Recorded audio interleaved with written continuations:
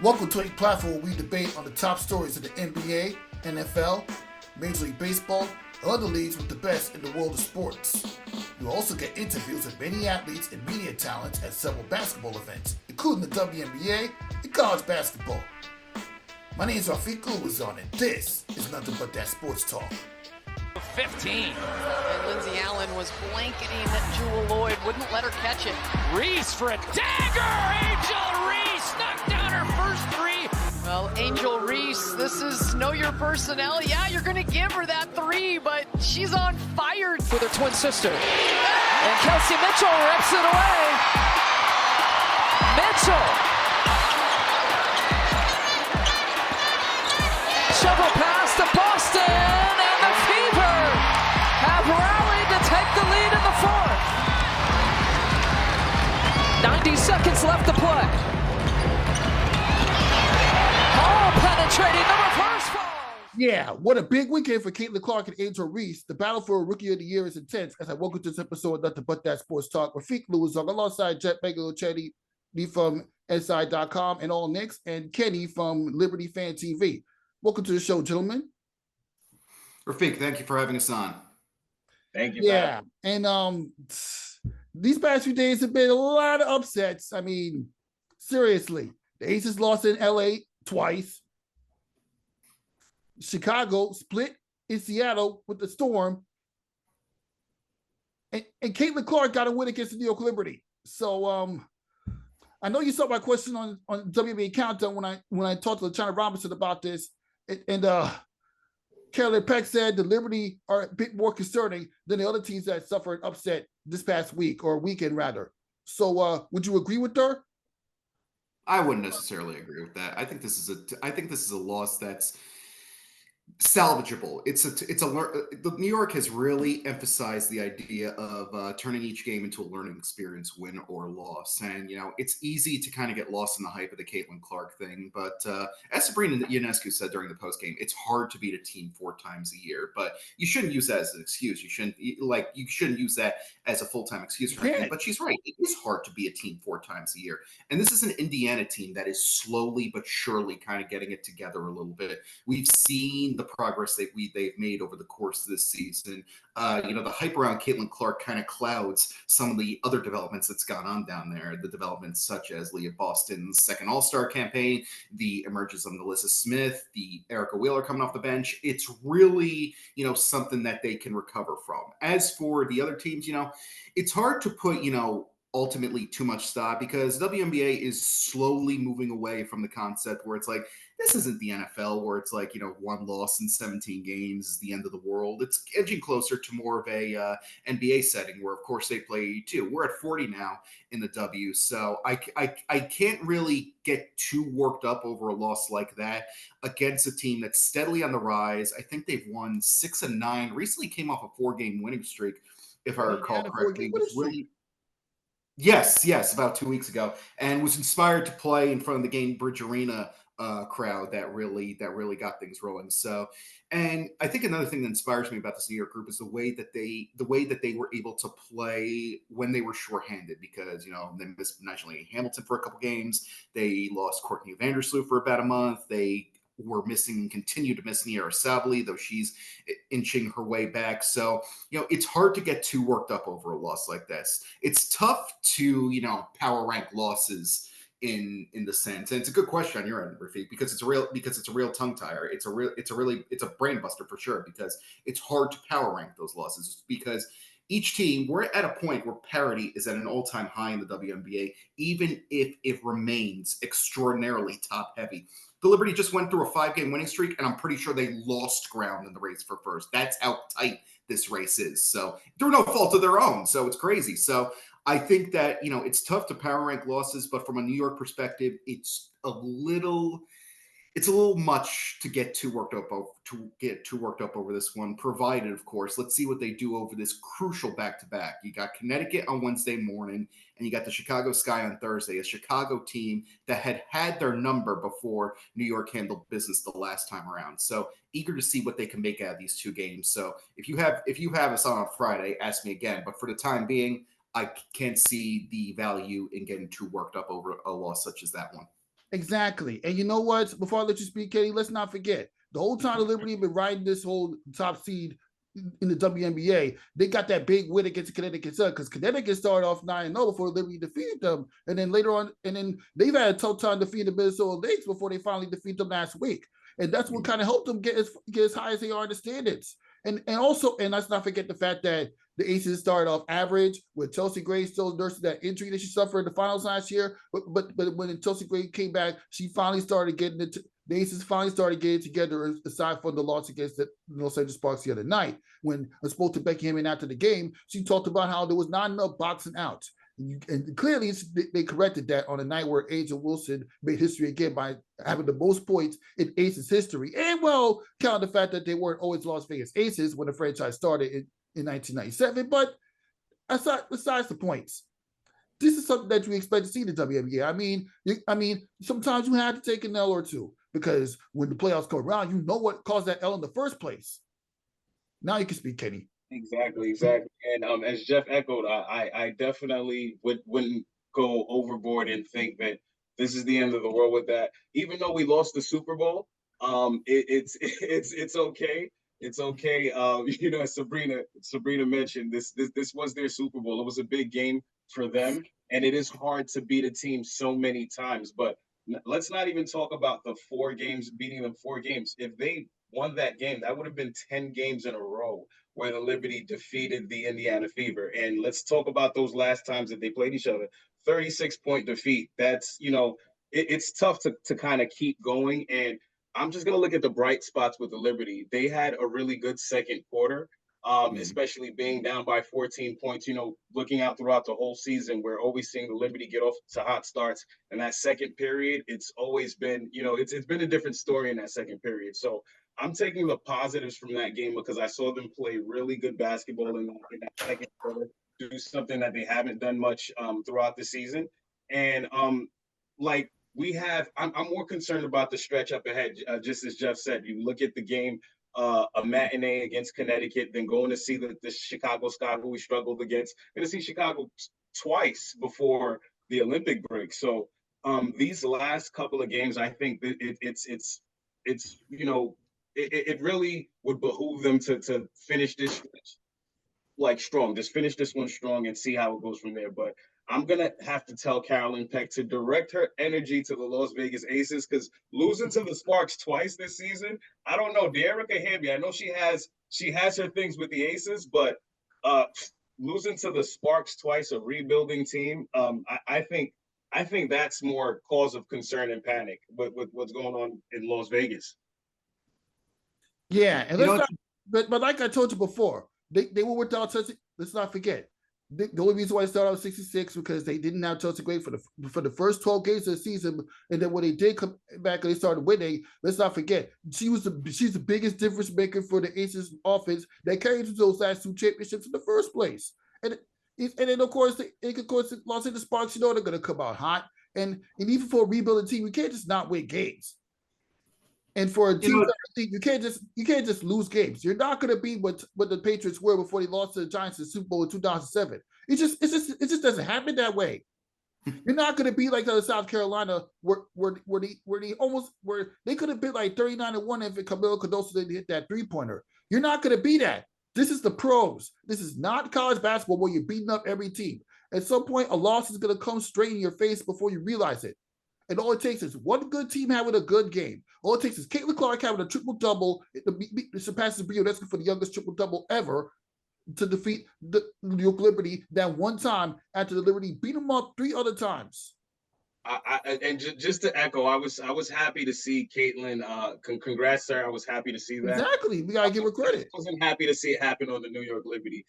Selfishly, I wasn't happy to see it in New York Liberty. But yeah, it was amazing just to see history being made.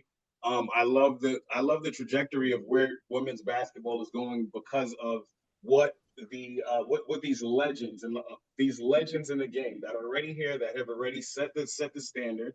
And you see these rookies coming in and they're just adding to that. I absolutely love everything that's happening right now.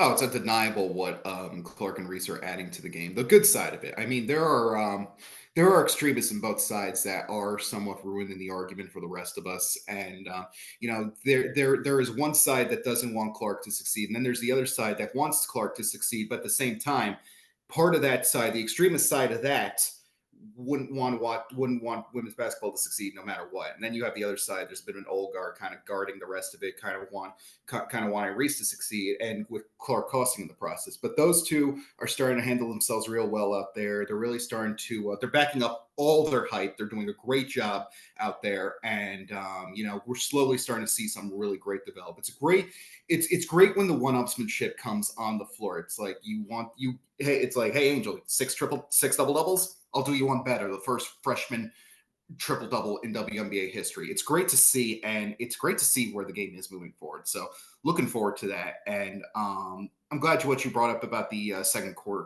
Kenny, because I want to bring up a stat on that. Liberty had lost the second quarter on 9 of the first, this would be 15 occasions of the regular season. They were 4-9-2 in the second quarter. They have won each of the last 3. So it's great to see that they can recover from, slow starts, because they've lost the last 3 in the first quarter this time around. So let's see if Connecticut will be so forgiving. But, good thing the Liberty do have a few days to kind of rest and recover a little bit. Charter flights will help with that too. Yeah. Mm-hmm. Exactly. And as we continue to assess this New York Liberty season, let's not forget those 4 losses. All of them came against teams that are currently in the top 8 and in the playoff standings, and including the Minnesota Lynx. And obviously, of course, you guys would, Geoff Magliocchetti, you obviously had a chance to go all the way to UBS Arena to see New York Liberty. Unfortunately, take an L against these same Minnesota Lynx, who are on the rise right now. And when you look at that game, does it literally give like an example of everything you just described when it comes to New York Liberty's these like get off these hot starts and going on these little slumps in the quarter and then bouncing back to make it somewhat of a competitive game as it is?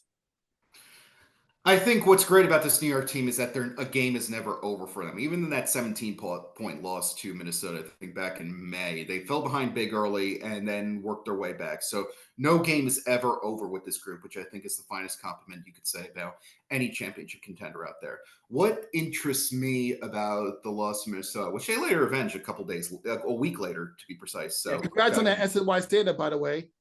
Oh, thank you. Appreciate that. Dexter's a great guy. Thank you for that. Thank you for the shout out. But I think what's interesting about Minnesota is that they are a team that almost seems like the Indiana Pacers were to the New York Knicks. They're a team that almost seems grown in a lab to defeat the New York Liberty. It's like the Liberty just have great ball distribution. Boom, Minnesota leads the league in assists. Liberty want to shoot the three-pointer. Boom. Minnesota leads in three-point percentage, both for and against. Liberty won't have a do-everything woman in the middle who, is making an MVP case in John Cole Jones. Boom. Here's Lafisa Collier. Liberty have, depth stars coming off the bench. Boom. Bridget Carlton's making an MIP case. So, and you have Natisha Hedeman coming off the bench and whatnot. So, and the Italian prospect, I very much apologize. I cannot pronounce my last name. I do not want to butcher it. The Italian prospect that comes off the bench for them, I very much apologize. I really want to pronounce her name, but I don't want to butcher it. But she had a career high 15, I believe, in the last meeting. So I think that's more a case of Minnesota matching up with the Liberty really well. But New York handled business the last time around, and they kind of used Minnesota's game against them with a fourth quarter that finished in 18-8 final. Last time around. So that was really impressive. And I think they allowed just one field goal over the final 8 minutes of that game. Yeah, they did. And you really see the team come together. And that goes with great defense. Oh, yeah, sure. Absolutely. They buckled down and they really came together because this entire New York season is defined by the gambit of the front office in the sense that, the super team thing with the super, I hate saying super team. They hate saying super team. So out of respect for them, I like to call it an assembly of all-stars. This assembly of all-stars was not meant to be a one-year thing, and they were somewhat mocked for that after things went awry in October. And, but from the get-go, this was always Jonathan Kolb's vision to make this a multi-year thing, and they decided to completely run it back this time around. even with all that talent, that's still a bit of a gambit, but is paying off amazingly at this point. And the better part of that deal is they are completely killing the false narrative that this team, quote unquote, doesn't like each other. They completely debunked what Kelsey Plum said about them, which Kelsey, to her credit, did retract those comments a little bit. So I just want to comment there. But the fact of the matter is, those comments were said, and they left an impression on this team, as John Cole Jones confirmed to, I think it was Andrew Crane of the New York Post. And then they really came and really kind of up that chemistry a little bit. We're seeing John Cole's chemistry with Sabrina shoot through the roof right now. Under no circumstance should those two would anyone think those two should hit it off, because one is an interior goddess, the other is a legend from the outside. You have one who's capitalizing on years of hype in the college game. The other had to make a name for herself out of a small school like George Washington. And yet they're making it work. And some of those skills are rubbing off on each other. John Cole Jones averaging a career best in assists. Sabrina Ionescu taking 10% more of her attempts in the interior, expanding her game a little bit. So that chemistry, that camaraderie was a gambit no matter how you look at it. And we're also seeing from the new additions too, the Death Stars are working their game too. So the top six, which you include Kayla Thornton among that assembly of all-stars, remains the same. It was a gambit no matter how you look at it, but in every sense of the imagination so far, it's paying off. And I think Kolb and company deserve a ton of credit for that. And you know what? Let's not forget, the bench literally exceeded my expectations, because after Maria Johannes and Hantu decide to leave and not play this year to focus on the upcoming Olympics or not play at all, the bench didn't really excite me all that much outside of Kayla Thornton. But they really brought the heat. I mean, McQuisha Davis has managed to contribute a little bit more, and I don't want to butcher that the other lady that's been able to shoot the guy. She's like that. I don't want to butcher that forward lady that's actually put in some work. Leonie Phoebus. Leonie Phoebus. Yeah, Phoebus. That Naomi Phoebus. Whoever thought that she has a good jump shot? I mean, I knew she was good, but I think she was gonna be that useful to add on to an already successful starting five that built off of being a runner-up in the finals last year. Who would have thought? So that was a big help. So with Leo, I that's one of my favorite pickups by Jonathan Kolb this offseason, because Leo does so many different things. Leo, my NBA comp for Leo is actually OG Anunoby, in the sense that they impact the game so well without having to ask for the ball and kind of force things. Leo's plus minus was a plus 17 off the bench against Minnesota. She had such a huge impact in that second half defense, where the Liberty essentially held the Lynx to just 25 points in that second half. And as Geoff mentioned, 8 points in that final quarter, which is a hard thing to do to any professional team. And we're talking about a contending team, an actual contender in Minnesota Lynx. So, but when Leo touches that floor, we already know that she shoots the ball at a high percentage. She came in shooting the ball at 40%. And we know that she can do so many different things, but look at her height, her length, her versatility. She can play and defend multiple positions, and I think we're really seeing that. I think Sandy's really trusting her, especially giving her key minutes. In there's been some fourth quarters where Leo's getting a lot of minutes and stuff like that.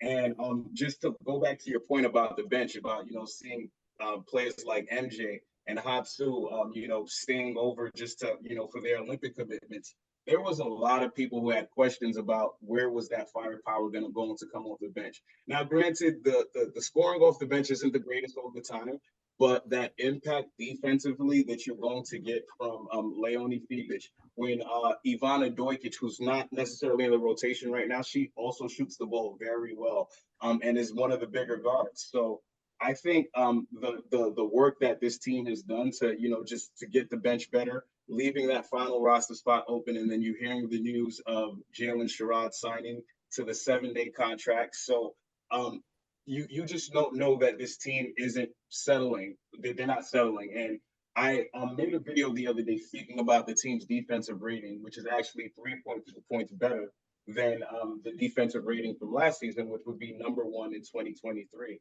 The WNBA is obviously catching up, because there's 3 more teams who have better defensive ratings, but the New York Liberty have gotten better defensively and know that there's another gear that they can get to. So I'm interested to see exactly how they turn it up a little bit and see what they do with the remainder of the season, especially with the 7-day contracts, them having a remainder of the season contract, and just see what they do after that on the big break.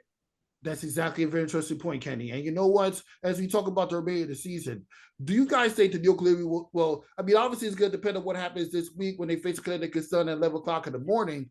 But do you see New York Liberty holding off to Connecticut Sun and securing the number 1 seed by the end of the season?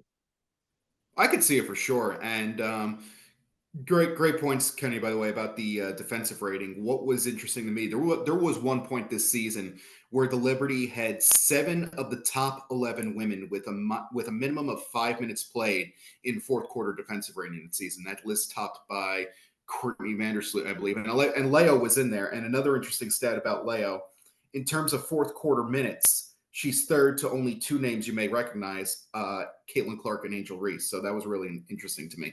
But anyway, to that point, I think that New York is fully capable of getting the 1 seed. And while the championship remains the undisputed goal, anytime someone asks, like, was this a goal? Was it a goal to beat Minnesota? Was it a goal to beat was it a goal to win the Commissioner's Cup? Was this a goal? Was that a goal? They'll say yes, but they'll always preface it with obviously a championship's a goal at the end of the year. Exception was the Minnesota win. That game was taken a little personally, and understandably so, considering what happened the first 2 times around. So they are fully capable of taking that number 1 seed. And while New York is a team that plays what I feel is up or down to their competition sometimes, they are a team that handles business extraordinarily well. As you said, Rafique, the teams that they've lost to all currently occupy a spot on the WNBA playoff bracket at this point in time, because it's time to start bracket watching and scoreboard watching out there. So, and the Liberty's relatively slow start. I say relatively because there's a bunch of WNBA teams out there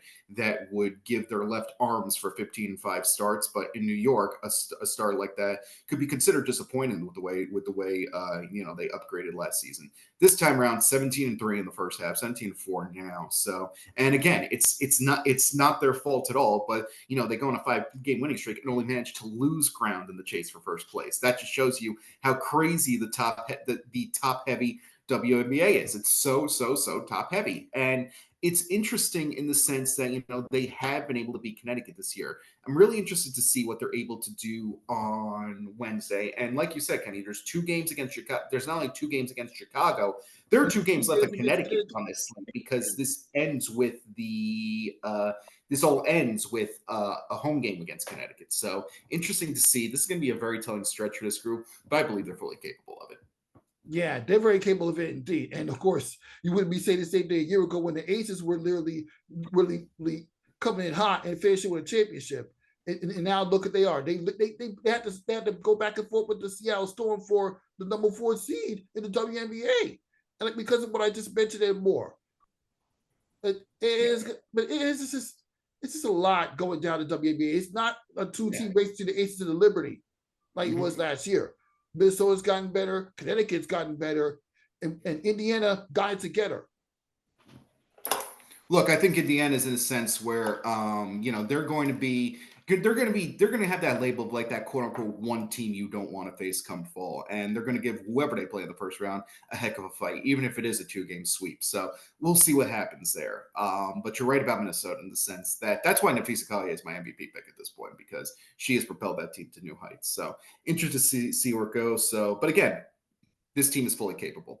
And what you were saying about Vegas, it's so true about it's so true about what they did last year. I think it was only a 3 or 4 game lead for first place, but that seemed insurmountable with the way the chemistry was rocking at that time. And but the Liberty decided to follow that Vegas model in the sense of banking on the idea that a year of chemistry working together was going to pay off. And so far, again, it's doing so handsomely at this point. Yes. Yeah. And you know what? This transition to one bit. And Kenny, you told me about this over the phone when we were talking about how dangerous Chicago Sky is after the development of Angel Reese, and how her and Catilin Clark got adjusted to play in the league, and they even traded home wins in the first 3 meetings between each other. But I got to ask you this: which rookie do you think had the bigger weekend, Angel Reese or Catilin Clark? Kenny. That's tough. So this is huge. That's a tough one because you're looking at one who just shattered, just pretty much broke history with the double doubles. Angel Reese, and yesterday obviously in a loss past Candace Parker with the double doubles. But Caitlin Clark with the triple double, especially it's a signature win against a contending team, a team that was just in the finals. I'm gonna have to go with CC with this one because I just, like I said, No, it's something. hard. It's hard. It's hard. It's a hard decision to make, but I'm gonna just, everybody's gonna kill me for this because at the end of the day, like, people have been asking me rookie of the year. I keep bouncing back and forth, and I'm just like, let's Grant Hill and Jason Kidd the goddamn thing. Give them both rookie of the year. Let's split it, split the award, and just let's just have a party, okay? Because they're both doing such amazing things. But again, I like, we dig the long ball, so I'm gonna go with Caitlin Clark. She got the three ball. She has she's rebounding. She's getting her teammates involved at a high level. They're sitting at number 7 in the WNBA. I feel like CC's weekend was a little bit bigger. I'm probably gonna change in 5 minutes, but we'll see. Geoff? Oh wow! You said it. So for the time being, I will have to go with Reese. But again, I reserve the right to change that subject so Your often opinion's because fluid. The opinion can be fluid. it can be, and that's a great thing. I mean, a lot of if only our political spectrum could take a note. But I think that what Clark did was undeniably excellent. And you're right with the signature win, Big Kenny, because when the top team in the league comes in and that's what you do, I mean, that's incredible. And it is a fun sense of anything you could do, I could do better. It's excellent out there. It's great. It's healthy for the league. The competition has gotten healthier. The conversation again began with dominance from extremists from both sides, ill-intentioned extremists from both sides. And now it's getting more in the realm of like, wow, these players are good. And, the second we realize that, both can be true with this, the better off we're going to be. And I think people are getting to that point, which is great for the future of women's basketball. To answer the question, I will say that Reese gets it for the time being because, Clark has the one game and she has more. Don't get me wrong. But before I end up, before I call trashing Caitlin Clark, that's not the case at all. She's been dominant. And there were going to be growing pains. Of course, she was going to struggle over her first few. They put her in a matchup first against the defending third seed on the bracket, the Connecticut Sun, and against the WNBA finalists. Of course, there were going to be growing pains. And, some people reveled in that, which was sickening. So the thing is about this, both of them are, living up to the hype. They're overcoming the pressure, and it's great to see. But what stands out to me about Reese is that she is doing it over a stretch of multiple games. 6 double-doubles, that's impressive no matter who you are. 13 straight double-doubles. Oh, yeah, that's right. 13. Yeah, Wow. 13, I'm way off. Oh my God. But 13, 13. I mean, come on. I don't care who you are. That's impressive. So I think that you have to give it to Reese, if only for the consistency, if only for the lasting consistency for the time being. For now. Let's see what happens in the future. But for now, I would give it to Reese at this point. Yeah. Now, at this point, since the Liberty took an L against both those rookies, all we can do is debate on which loss is the worst between losing to Chicago back in May or losing to Indiana just recently.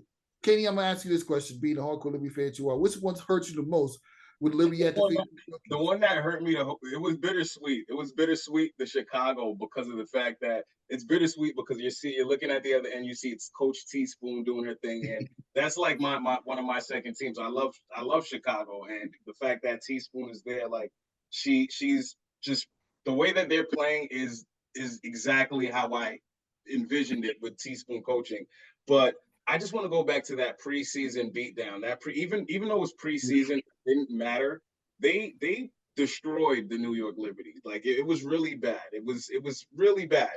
And you come into that regular season game, they come into Barclays Center, and they're just not scared. Angel Reese is not scared. She's putting on a show. The pressure, even though it's her first game, she's playing college or pros. She's not scared to play in that court. She is not scared. She's not going to be scared when she plays in this Thursday. Yeah, exactly. So it was one of those. For me, it was just losing to them that hurt. the most because, like I said, they've been beating on Indiana for the longest. That was 9 straight games prior to this comeback win, but by the Fever. But I'm just gonna have to go with the Chicago. That one hurt more. Geoff? Yeah, I have to agree that Chicago one's bad because, again, it's hard to find shame in losing to an Indiana team that is slowly getting this together, was in front of its home crowd for the first time in almost a month. I think it was since 19th and this or something like that. And the other thing is, it's hard to beat a team again 4 times in a row. Imagine doing so. You have to face Caitlin Clark 4 times over the first 21 games of your campaign. The law of averages says she's going to get it sooner or later. She's going to watch game film. She's not filming Gatorade commercials all the time. She's going to watch game film and get it right. So, but that's why the Chicago loss is tougher. It was also in front of a home crowd. That was tough too. And you're so right about that preseason game. And the Liberty took that one personally too, because often preseason box scores are thrown out by the time it's the middle of the third quarter. But that one stuck with the Liberty. They mentioned it several times going into that game, and they mentioned it in the aftermath too. So one thing this team is really good at is taking receipts and capitalizing on them. They remember. They take it personally better than Jordan ever could. So I'm really eager to see how that propels them to new heights come this fall. Yeah, I can't wait to see what happens between those 2 rookies. And while we're on the subject, and Kenny, you already alluded to this, the Chicago is the one team that the Liberty do not want to face. In Chicago and Indiana, they're going to be duking out to try to get that 7th seed or go as high as the 6th seed. Let's be honest. If you're a York Liberty fan, who would you want to face in round 1, Indiana or Chicago? Geoff Magliocchetti. Oh, why do you ask me that? Because I hate picking my poison. Let me tell you a story. I grew up a big Dallas Cowboys fan, and during the 2007 season, Dallas goes 13-3, complete with a pair of wins over the Giants. And I tell every Giant fan I know, I'd love to see you guys in the playoffs. I want to face you. I want to beat you twice. Yeah, and then we beat the Cowboys in the playoffs that year. So I don't know what you were talking about. I don't know what you were thinking about. Well, I was thinking about, Ramona Owens. I was thinking about Marion Barber. May he rest in peace. But I think that I was thinking about his dominant defense led by DeMarcus Ware.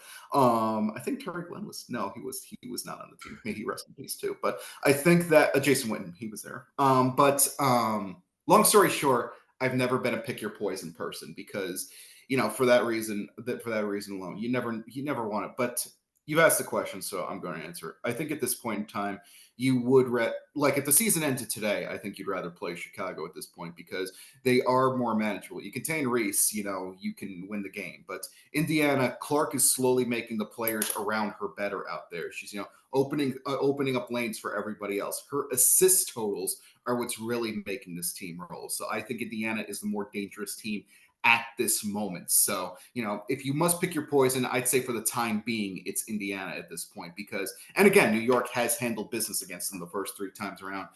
Chicago has played them close every single time. And if you go beyond the Reese conundrum, there are players who are better set. The Liberty often fall victim to, shooters who get hot, shooters who, match them tit for tat in terms of the 3-point range. And Chicago has that in both Marina Mabry and Dana Evans. I remember Coach Brondello was most concerned about in that preseason game. She was proud of Marquisha Davis because she said she was the only one who could guard Dana Evans. No one else could. So I think that for the time being, Indiana would be the preferable matchup if you had to. But again, that's a tough one. I hate picking my poison. So.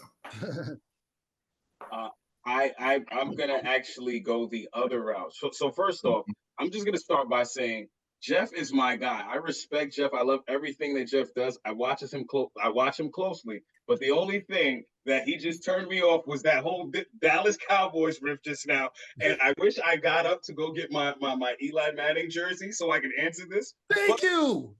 But remember what we did to the Cowboys that year? RJ McCoy picked them off. I'm gonna leave Eli hanging. I won't take him out. I will not take Eli out. But for me, I would honestly rather see the Indiana Fever first round. I don't think just watching the Chicago Sky, the New York Liberty, the way the Teaspoon coaches and everything, I feel like that physicality that would just be too much and beat the Liberty up a little bit. Not saying that they wouldn't win, but it's kind of like, the first round, you're the first seed, you kind of want to get a commanding victory to advance to the next round. I feel like Chicago would just be really tough. And both of them would be tough, actually, because when you're thinking about Indiana, you're thinking about what a playoff atmosphere would be like. Just think about Indiana versus the New York Knicks. Think about what that playoff atmosphere was like in Indy. And it would be even crazier. The fever in the playoffs. Obviously, Caitlin Clark in the building. It'll be a lot, but I just really feel like the New York Liberty have the assets to contain the perimeter, to contain that shooting, and adding a Jalen Sherrod. But Nigel Laney Hamilton's defense against Caitlin Clark this year has been great. I don't know what it is about Chicago. I'm just a little bit scared of them. They're super tough. And Teresa Weatherspoon I don't know. I just don't want to see them first round. Let me say something. Now, both you guys made some really interesting points. Those teams are proven to be dangerous. Anytime you get a win against the York Liberty, they've proven that they're not a team to sleep on. But I would rather face Angel Reese and Chicago Sky in the first round. Let's be honest. I mean, yes, Angel Reese is coming, but they have the front court to contain her. They got Jonquil Jones and Breanna Stewart. The defense and the offense is enough to contain a rookie level Angel Reese. I don't care if she's coming off a national championship in 2023 and then made to the Elite Eight the year after that. Come on now. Think of the engagement it would do for the WNBA if Angel Reese started off her playoff career in the ball of Brooklyn. I'll put it this way. I think everyone in the WNBA offices is praying for a Liberty fever first round, because just imagine the price of commercials in that one. That would work too. Whoever wins the WNBA triumphs. So, oh yeah, that's box office. First round box office. Indiana versus New York. Then you would have Chicago at Connecticut, which is really also really good. This whole playoff race is really good. So if the playoffs started today, we'd have New York versus Chicago. You'd have Indiana versus Connecticut. Then you'd have Minnesota versus Phoenix. And Seattle versus Las Vegas. That, I think this year's playoffs is going to be, it's going to be bananas. This is going to be really. No, go ahead. I'm sorry. No, I'm just saying this is going to be really good for the W. They just do need to make that little tweak. Indiana just dropped down to 8 for it to be a New York versus Indiana, and maybe New York could get the payback for the Knicks. Even though we're not connected anymore, they'll summon and get that payback. Get that payback. I'm still good. You know what? I mean, what? One of the reasons I also don't like picking my poison is like there's not a good matchup anywhere. It's not going to be easy. No matter what you talk about. You know, the last year the Washington Knicks is one of the good matchup. Prior to the playoffs, Brady Sykes had to beat her to take us out of the regular season before we and if Jonquil Jones didn't get that rebound after Supreme Knicks missed those free throws, they would have had to go to DC and probably get their butt whooped in an upset. We would have been in danger of an upset, but then again, the Liberty. I won't go that far. I was harkening back to both the Knicks and Rangers off seasons. Like for the longest time when it came to the Rangers, it was hey, let's drop down to the 3 seed and let's drop down to the 2 seed. Let's go play the Flyers. I'm like, no, because the NHL playoffs are the biggest crapshoot in the history of mankind beyond NFL divisional games. And you look at the Knicks too. Like, why would you want to get the 2 seed? You got to go play Philadelphia. Philadelphia was the best team they could have matched up with in the first round. They had to avoid Indiana at all costs for obvious reasons. So I hate this talk of like, hey, let's lose intentionally so we don't get the whatever seed it is. But that's another reason I don't like picking your poison. There is no desirable matchup, especially in the WNBA, where we're at a point where it's the final season of the 12-team setup. So that's where it's probably going to be the ripest for upsets at this point. So there's almost no point to picking the poison at this point. But fortunately for the Liberty, I do see a sense of the idea of intentionally throwing a game or two to drop down the bracket a little bit. That's never, ever, ever, ever, ever, ever entered their minds. So credit to them. I do think a top seed is a goal of this group. Yeah, you got an interesting point. And you know what? Now we can, as you talk about the New York Knicks, let's transition because only the New York Knicks could bring the Villanova boys back together in a trade for Mikel Bridges. I mean, you had to get it from Brooklyn. You had to get about like 5-6 draft picks to get Mikel Bridges to come to the New York Knicks, but it was all worth it. You got the Villanova boys back together. The same Villanova boys that won 2 national championships in 16-18. And I understand it's a different level and it's the pros, not college, but you bring good chemistry to the New York Knicks when you bring Mikel Bridges to a Villanova reunion that already started with Jalen Brunson, Josh Hart, and Dante DiVincenzo. So, between that and Paul George going to Philadelphia, what are your overall impressions about this offseason? Which team do you think had a better offseason, Geoff? The New York Knicks or the Philadelphia 76ers? I mean, in terms of sheer volume, hard not to give it to Philadelphia at this point, but I still think the Knicks own the advantage at this point in time because that core's been together longer, and like you said, the chemistry could rub off. And I know the biggest complaint about this offseason for the Knicks is that how could you give up 5 picks for Mikel Bridges, a guy who's never made an All-Star team? Let's be honest with ourselves. Draft picks in the Tom Thibodeau era are basically empty calories at this point. So you're not going to use them as long as Thibodeau's in tow. You're not going to use them often. In fact, I was shocked to see their first round pick, Pacome Dadier, sign a relatively long-term deal with this group. I thought they would stash him overseas immediately because if Obi Toppin, a 7th overall pick, a top 10 pick, is going to have trouble getting minutes in Thibodeau rotations, I hate to see what the case is going to be for someone like Dadier, an 18-year-old French prospect, on a team where the backcourt picture is already stacked as is, and that doesn't even begin to bring in the idea of Tyler Kolek, who is one of the more touted second-round picks I think we've seen with this organization in a long time.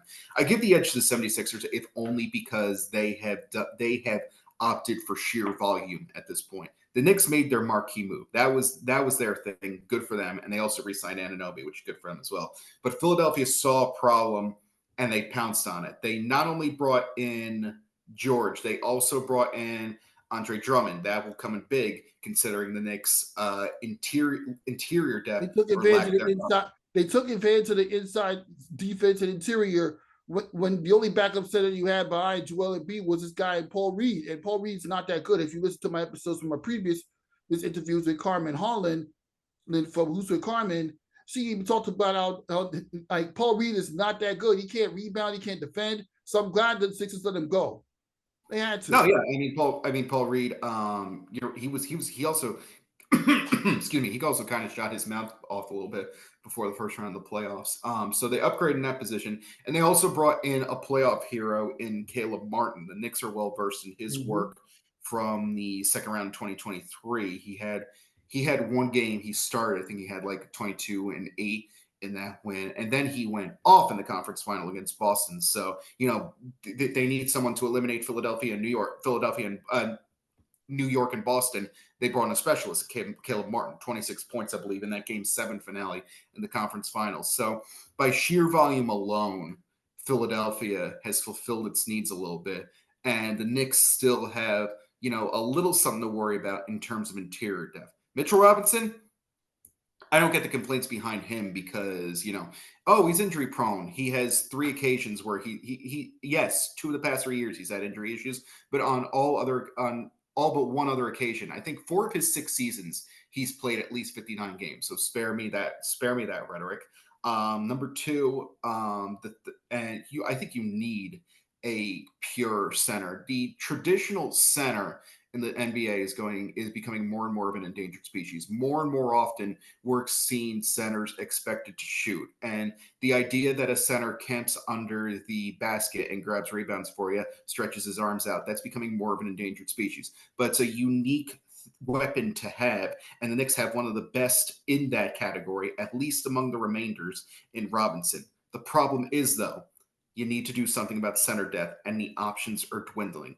Once Zach Edey went off the board, I was a little surprised the Knicks didn't trade up to try to select someone who could have fulfilled that role, and they didn't do so until the last pick of the draft, I feel like, in the German-born Ariel Hukporti. So I was surprised to see the Knicks wait until the literal last minute of the draft to address the center spot.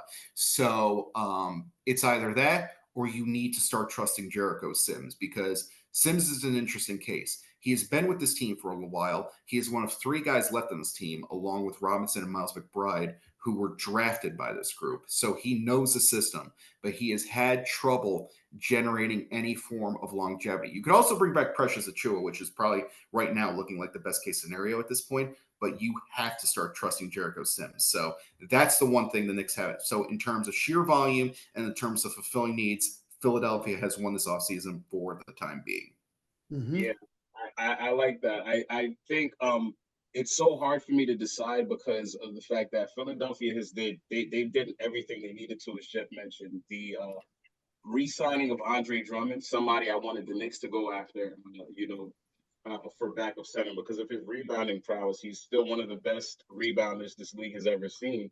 And then when you look at adding a Caleb Martin and then re-signing a Kelly Oubre, this is a wings league right now. So when you talk about the guarding a Jason Tatum and being able to guard a Jaylen Brown and needing that, and they obviously have that centerpiece. We're talking about having a Tyrese Maxey available. And who did they just draft? Jared McCade from Duke.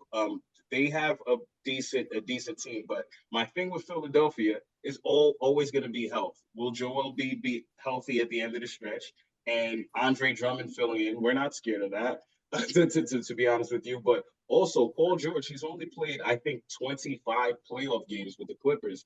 As much as available as he's been throughout the regular season, we've seen him, kind of just dip in the playoffs. He's gotten injured, and they haven't been there. So I just want to see how it goes with Philly throughout the entire season and see where they go from there. But as far as the Knicks, I think the Knicks bringing in that kind of continuity, I think it's just the relationships, having those Nova guys together, those Nova guys and Julius Randle. Once upon a time, I felt like the New York Knicks were trying to bring in a lot of Kentucky players, and now they're like, no, we're going to Nova now. We're going to the Nova boys, and this right here is exactly what's happening. It's working.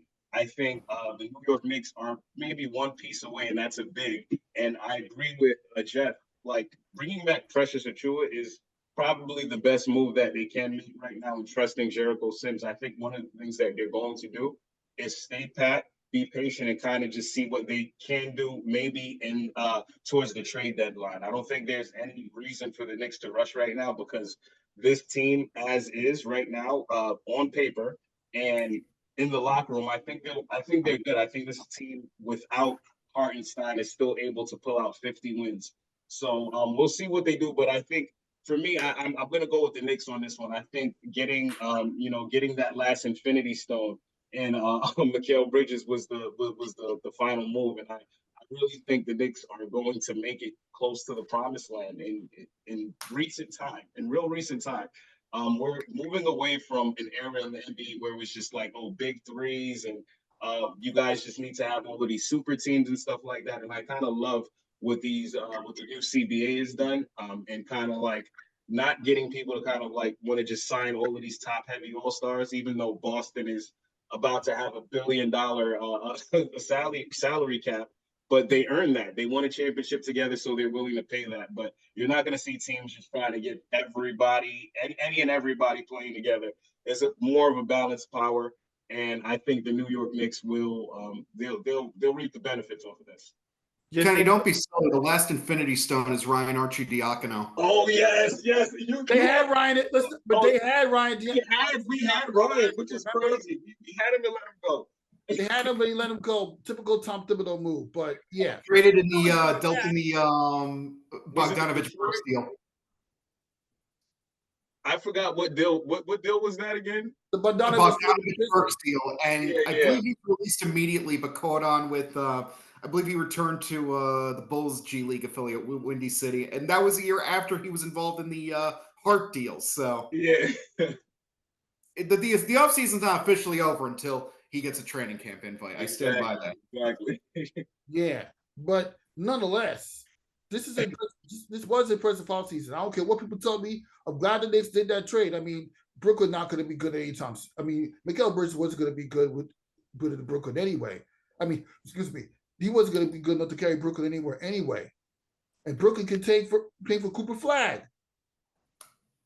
I mean, look, like I said, with trading all those picks for Bridges, again, Thibodeau doesn't use rookies. It takes a lot for a rookie to impress Thibodeau in this system. And the Knicks have traded their draft picks in the Leon Rose era very willy-nilly. With the Dadier selection, Dadier is on pace to be the first first round rookie on the opening day roster in quite a while, because I believe they took Dieng in 2022, wound up trading him to Oklahoma City to build the Jalen Brunson budget, which worked out. They had absolutely no picks in 2023. I'm not even mad. That's amazing. How do you go a whole draft in the modern NBA without making a single selection with all the wheeling and dealing at this point? We see trades left and right, one pick being changing hands 8 times in the span of a half hour. So it's trading 5 picks for Mikel Bridges. There are far worse fates. And in terms of Brooklyn, yes, that team's going to be bad for a while. But I think that the year of being a headliner, a year of having hype around you, a year of being a supposed savior is going to help Bridges. Like, sure, it didn't work out, but at the same time, he's going to come to appreciate being, a supporting player a little bit, a guy who doesn't have to embark on miracles just to get a win on an 82-game basis on a nightly basis, which it is a little 82-game basis for him because he plays every game. And look, if there was ever a player who was, again, grown in a lab to survive a Tom Thibodeau system, Tom, you're playing 48 minutes on consecutive nights, Thibodeau, it's Mikel Bridges, who literally played 83 games last year thanks to that Suns Nets trade. So I think that that was a move the Knicks had to make, and it's good for them. And again, it'd be silly to say this offseason was a waste. I'm just shocked they let so many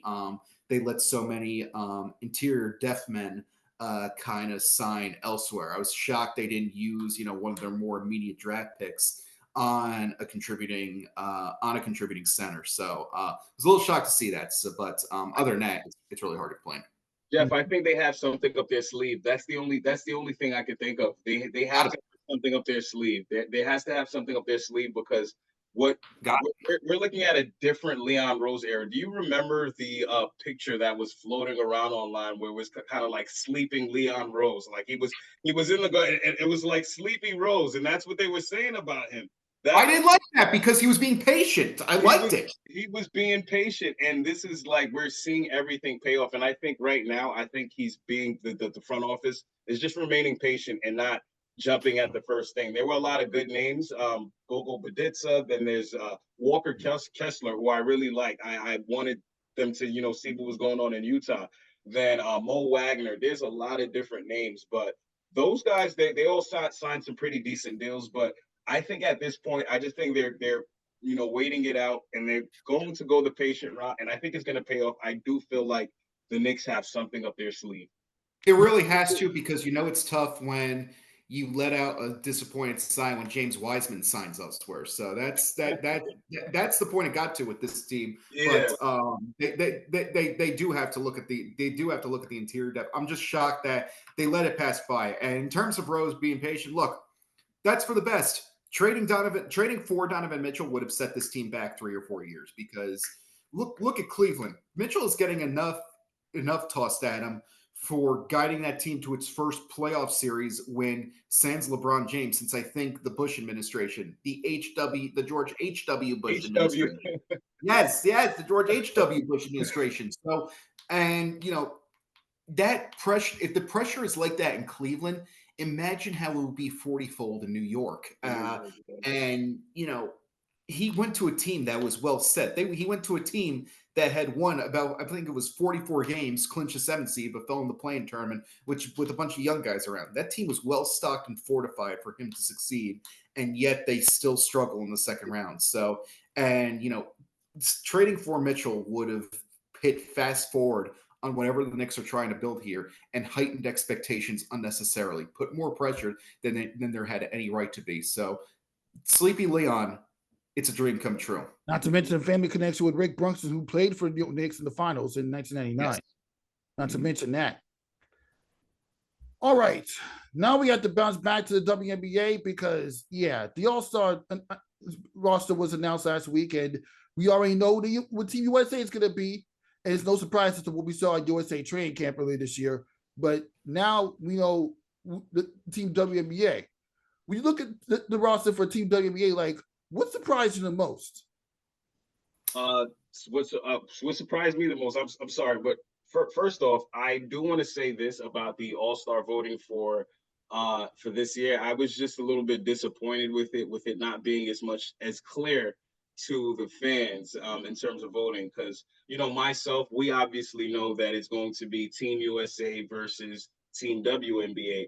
I would have loved to see the WNBA maybe pull the Team USA roster names off and kind of give the WNBA players an opportunity. Kind of like a selection thing where players could choose, the captains could pick and choose. Like how not just captains pick and choosing, but it was just more so just let's talk about the player pool that isn't going to the Olympics. Let's focus on them. Let's focus on them because we already know who's going to the Olympics. My biggest takeaway from looking at that All-Star list, and it's definitely not going to be everybody's, but for me was Magliocchetti Hamilton not being on the All-Star. Not having the craziest year. She's averaging just under 13 points per game, but she's doing a great job on both sides of the basketball. But for me, having a number 1 seed and only having 3 All-Stars, while other teams, who aren't just as good or aren't as good, have 3 All-Stars going in, I felt like we should have had at least 2 representatives from the Liberty on Team WNBA and 2 on Team USA. That might just be my bias, but I also do think that us New Yorkers, including myself, because I run a fan page for the New York Liberty. I run a New York Liberty fan page. I should have done more to get Magliochetti's name more votes, because at the end of the day, she deserves it. She's one of the players that had to take a back seat the most on this team, in my opinion. Just thinking about her seasons prior to us getting Breanna Stewart, KT, Jonquel Jones Salute. She's really had to kind of like figure it out, just figure it out. And there's still a lot of things that are taken away from Magliocchetti. Like, she's one of the best one-on-one players, and we're not really seeing that as much. She's playing a different style of basketball, but I think I do in fact think that she's an all-star. I go back to the teams, comparing it to the NBA, obviously, going back to those Detroit Pistons teams, to those teams that were great, and they were able to send 4 out of their 5 starters to an all-star game. And I feel like that should, it should be the same thing with the WNBA. I feel like the WNBA just really kind of dropped the ball with the way they put this all-star voting out. But my biggest, for me, the biggest takeaway surprise was just not seeing Magliocchetti Hamilton on that list, knowing that this is New York City, we're number 1, and, the fans could have done better. Yeah, I mean, I get. Yeah, but they're going to also go with players who've done better statistically. I mean, players have the ability to put up numbers, but if you're not doing it 9 in, 9 out, being consistent with it, you're probably not going to have that much luck getting votes against the All-Star games like Caitlin Clark and Angel Reese did. Caitlin Clark couldn't make it on USA, fine. She gets to play for Team WNBA. Angel Reese is more justifiable because she didn't have the same expectations in the WNBA that Caitlin Clark had, but she made the All-Star team. Let's see, Jonquel Jones made the All-Star team. So yeah. I mean, look. Go ahead, Ken. No, I was just saying, they all deserve those nods. Caitlin deserved it, Angel deserved it, Jonquel deserved it as well. So not saying anybody needs to be taken off, just a little surprise not seeing Benaja's name there. No, I get you 100%. I think recency bias might play a point too. Benaja got hurt at like the worst possible time, because I remember when she went down, she was a popular pick to join the 3-on-3 group at the Olympics when both Cameron Brink and Ryan Howard went down. So that was another thing I think we missed out on. But you're right about Benaja. She does not get a lot of credit for what she's been able to accomplish over the past years. Everyone talks about, this team is, they talk about the assembly of all-stars. And I get really tired of Benaja being left out of that because, the Liberty's decision to bring her aboard kind of kick-started this process of assembling the all-stars out there. And, it really started to turn a page with this group. It really got the Brooklyn era off to a good start. If I recall correctly, she had 6 or 7 consecutive 20-point games to get her Brooklyn career start off. And it really helped, put the franchise back on the map and step into the right direction, even though, the record at first glance was, not anything to, boast about. 12-20 did get the 8th seed, but at the same time, her efforts started to put the team back on the right track. And I think that was a great culmination of what she and Sabrina were able to build last season, getting to the finals. That was a great little landmark for them. I think one of the biggest snubs, I was surprised not to see Ezzy Magbeger on the team. Of course, correct me if I'm wrong. Is she on the Australian team roster for the Olympics? I'm not certain about that. Is she on, Rafique? Yeah, probably. I don't know. Let's see. We're gonna have to. Well, she should be. So, she's averaging career high. She's working. She's taking on an expanded role in Seattle. So I'm eager to see that. Pardon? Yeah. Hold on. I mean, she's on the Australian. I mean, she's an Australian player, but I think she is. I feel like she should be, but I will. And you're absolutely right, Kenny. By the way, about not promoting the league's all stars more, because I was a little confused myself to see Ionescu and Stewart high on the votes list. Not that they shouldn't be; they're obviously great players and very popular. But it's at the same time, it's like, okay, aren't they going anyway? It's like it was like I'm trying to think of a good comparison.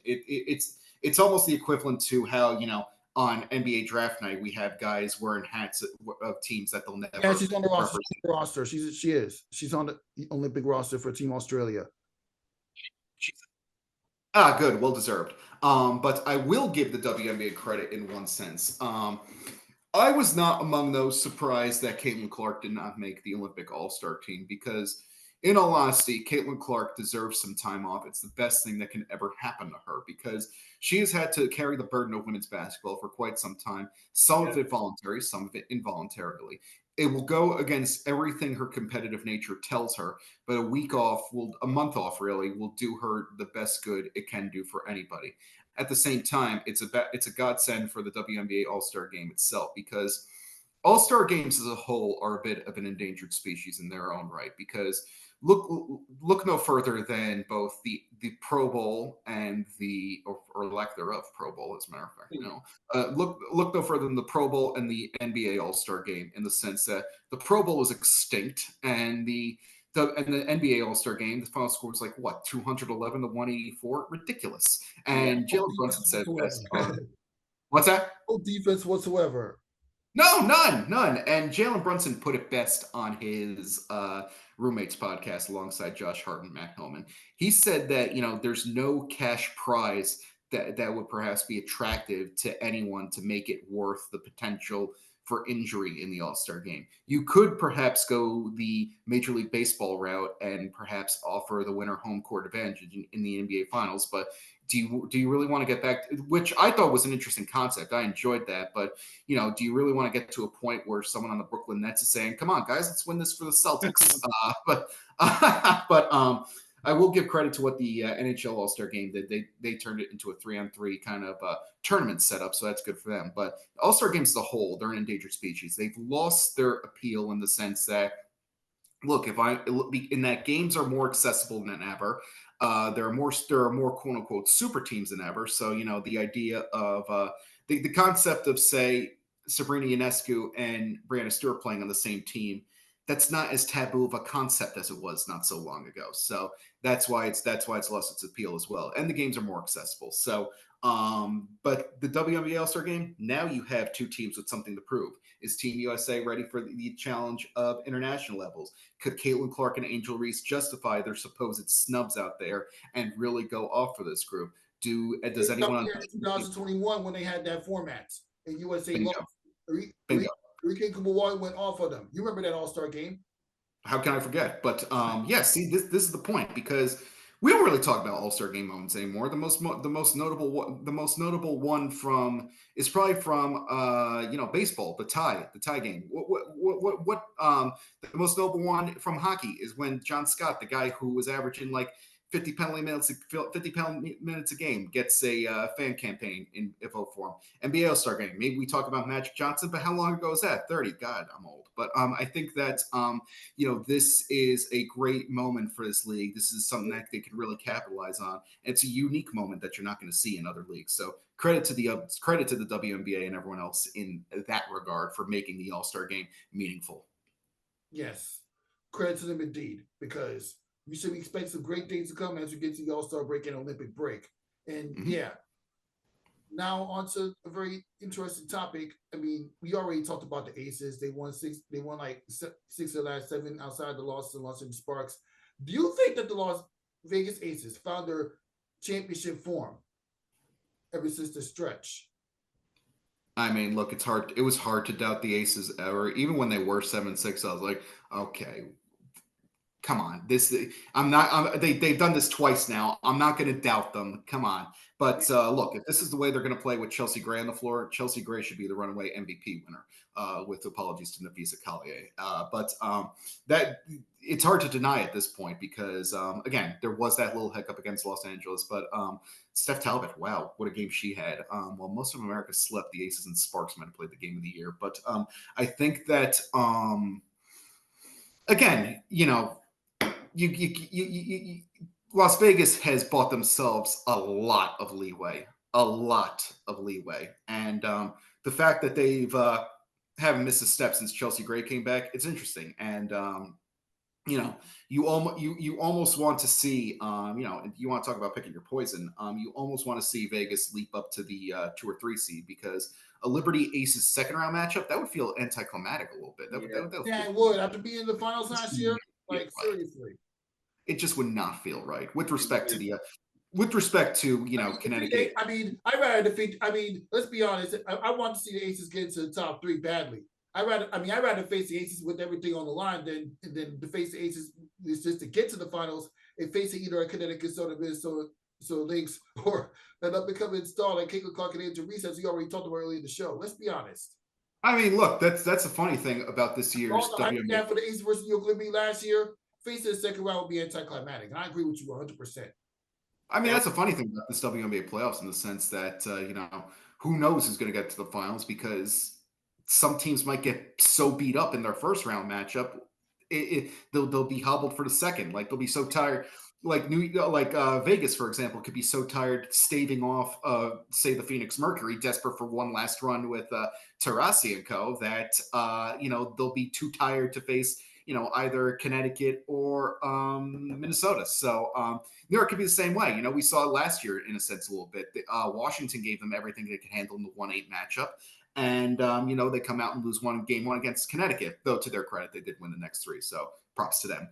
So I feel that, Vegas I never lost faith in Vegas in the sense that they just bought themselves so much leeway over the past 3 years that they bought their leeway and then some. But if this is how they're going to play with Chelsea Gray back in the lineup, she better get some MVP consideration this fall. Mm-hmm.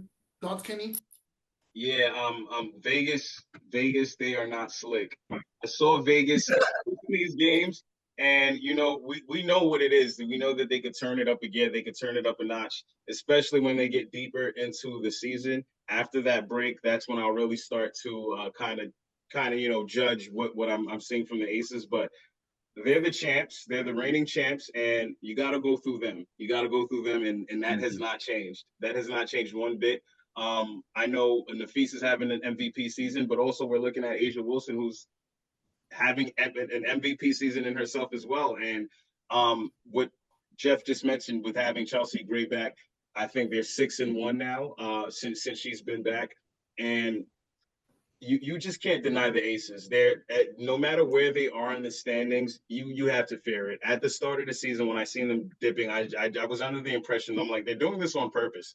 They want to knock out the top teams first. They're tired. They're bored. I don't know what it is, but this is not the Aces. This is not the Aces that we know. But again, they're still the team to beat. I think this still the most dangerous team in the W. Most dangerous indeed. And you know what? The Aces have proven that they can be anybody. They can be anybody when Chelsea Gray's on the floor. They've proven that. I mean, when you have, and when she's not on the floor, quite frankly, because they won the championship without Chelsea Gray and Kia Stokes on the floor. It's all because Courtney Vanderbilt missed that shot. Oh my god! It's next woman up. It's next person up. But Chelsea Gray, but Courtney Vanderbilt made that field goal from the baseline in Game 4. And forced to Game 5, we would have beat the Aces down in Vegas because without Chelsea Gray, they start average team. It's not fair to pin that all on Sloot. I don't think. It is what it is. It's not fair to pin that all on Sloot. They lost. I think one of the things they acknowledged they lost as a team. So the game was lost long before Sloot, but that's not fair to Sloot. I don't think. It's absolutely not fair to Sloot. And mind you, Sloot actually had a really good game that game. Like. Stewie didn't have it going. I'm sorry to bring this, but like I hate to even speak about this because it's just like, I feel like there's so many people who didn't like really sit there and watch the game and see everything that team had to go through to get where they got. And honestly, the result wasn't the result that a lot of fans were going for, but it was tough. And honestly, Courtney Vandersloot, I actually walked through Barclays Center. I think it was the home opener. I forgot what game it was. And someone had a shirt mocking Courtney Vandersloot for that shot. And I literally wanted to hit them. I'm not going to lie to you. I'm not going to lie to you. It bothered me. But it's a part of the game. But like Sloot played her ass off, and she continues to play her ass off. Like yes, she did. At the end of the day, Hall of Famer, one of the best point guards in WNBA history, and just an absolute great person. Like, just forget about the basketball. Courtney Vandersloot is an awesome person. And this is my rookie year in the media. All of my interactions with Courtney have been amazing. Like, she's truly the general. And like I told you, there's no for me when I'm on, there's no room for Courtney Vandersloot slander at all. Because I will fight for Courtney. I will argue and debate for Courtney Vandersloot at the end of the day for anything. But I like Courtney Vandersloot. I think entering this month, Courtney Vandersloot led the W in defensive rating with a minimum of 10 games played and a minimum of 20 minutes. So I think that, rumors of Courtney Vandersloot's disappearance have been greatly exaggerated. They have been. They really have been. And may God rest his soul. May God rest his soul to Courtney Vandersloot's mother. Sorry that she lost. My condolences. Amen. Yeah. Amen. And at the end of the day, just going back off of Sloot, I think like her impact on basketball itself, I think it's one of the underrated things. I go back to so I took a little break from the WNBA when the Liberty went to Westchester, and I've told this to people all the time. Like it was really a dark time. I despised the Westchester move, and I kind of came back into the WNBA when Candace Parker went over to the Chicago Sky. And Courtney Vandersloot and Allie Quigley, those two players right there, I fell in love with Courtney Vandersloot's game because just the way that she plays basketball is just the right way. Like just watch Courtney Vandersloot play basketball as a pure point guard. And I say this all the time. I truly believe that Courtney Vandersloot is the best pure point guard of all time. People will kill me for saying that. I know people will go crazy. They'll say Sue. They'll say all different stuff. But to me, Courtney Vandersloot is the best pure point guard of all time. Exactly. I agree with you 100%. She sets her team up. She's absolutely amazing. And like so that's where my fanhood from Chicago came in. It was with Courtney Vandersloot, Candace Parker, Kalia Copper. That team, that whole squad was just amazing. Stephanie Dalton, loved all of them. Like I thank that team for bringing me back to the WNBA like full throttle, because I was really tuned into them and just everything that they did. That championship team was amazing. But again, I will continue to sing Courtney Vandersloot's praises. My favorite point guard, absolutely the best. So yeah, I know. And I know you're even more happy to have Courtney Vandersloot on our side after she had a buzzer beater against the Liberty in 2022. Look, so I forgave her for that, but the funny thing about free agency is like you know, as a super fan, sometimes you kind of like say outlandish things, and I like to tell myself that I you know, manifested Courtney Vandersloot coming to New York. I feel like I was part of that manifestation. I know I wasn't, but as a super fan, that's you know, some of the things that outlandish things that you just say from time to time. But yeah. Yeah. That's funny. Were you on the phone with John? Were you on the phone with Jonathan, Kenny? I tried to get. He did not answer any of the calls, but he sealed the deal. So all that. It's a dyad of the force. Like when he talked to you about coming to New York Liberty. Right. All right. Pardon? All right. Last word, Geoff, before I wrap it up. Oh no! Look, I look. It's hard not to. It's hard not to emphasize the importance Courtney Vandersloot has on this team. And again, rumors of her disappearance have been greatly exaggerated, and you know that's just going to make her more dangerous come this fall. And I'm really interested to see what she does over the second half of the season. So she's another one where the Olympic break will do her some good, allow her to get refocused, allow her some time off. So eager to see what goes on, and you know, and it's great to see how the Liberty have kind of come through for each other in the midst of bereavements, because not only did the team mourn the loss of Mrs. Vandersloot, they also had to deal with the loss of John Cole Jones lost one of her I believe youth coaches. She had to fly back to the Bahamas for that. I mean, she made that rest in peace as well. So I think that the way this team has come through for each other in absences, in you know, coming through for each other on the mental side really makes a difference. It really makes a difference when you're looking for that elusive championship. So eager to see how this team comes back refocused and re-energized after the Olympic break. But of course, we still have about 4 more beforehand. So eager to see how it plays out. Yeah, everybody's hungry for success. And that was this episode, Nothing But That Sports. So thank you so much, Geoff Magliocchetti and Kenny St. the Fourth, for stopping by. Yes. I really appreciate you guys coming on. I can't wait to see what type of interviews and content you guys do when you cover the New York Liberty in real life. And yeah, for Geoff Magliocchetti, Kenny St. the Fourth, Rafique Louison. We'll see you next time. Thank you so much. Thanks for having us. Rafique, thank you for having us. Keep up the